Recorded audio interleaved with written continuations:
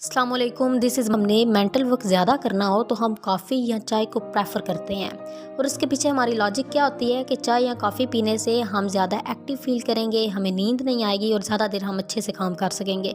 तो मेरा पॉइंट दरअसल ये है कि चाय में ऐसी क्या चीज़ है जिसकी वजह से हम एक्टिव फील करते हैं, अलर्ट फील करते हैं, नींद दूर हो जाती है। तो चाय में ऐसी क्या चीज़ है, आज हम यही डिस्कस करेंगे। तो इससे पहले आपको पता होना चाहिए कि जब हमें नींद आती है या जब हम थकावट का शिकार होते हैं, मेंटली हमारा ब्रेन थक जाता है, तो एक्चुअल में हमारे ब्रेन के अंदर उस टाइम क्या होता है। For more educational videos, subscribe to our channel.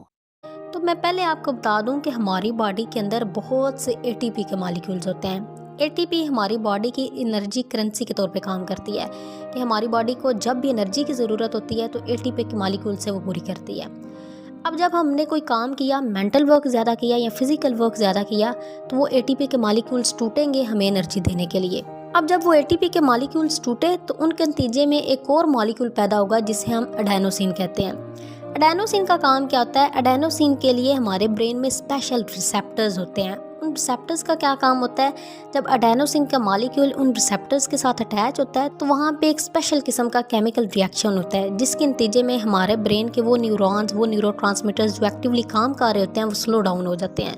हमारे ब्रेन की एक्टिविटी स्लो डाउन हो जाती है जिसकी वजह से वो हमारे ब्रेन की एक्टिवनेस आती रहती है और हमें स्लीपी स्लीपी सा फील होता है। ऐसे लगता है जैसे नींद आ रही है, थकावट सी फील होती है। तो असल में उस थकावट वो जो काम करने के बाद होती है या नींद आती है, उसकी रीज़न ये एडेनोसिन होता है। अब सवाल ये पैदा होता है कि कॉफ़ी या चाय के अंदर ऐसी क्या चीज़ होती है जो एडेनोसिन के मॉलिक्यूल्स को उन रिसेप्टर्स के साथ अटैच नहीं होने देती और हमारा ब्रेन जो एक्टिवली काम करता रहता है।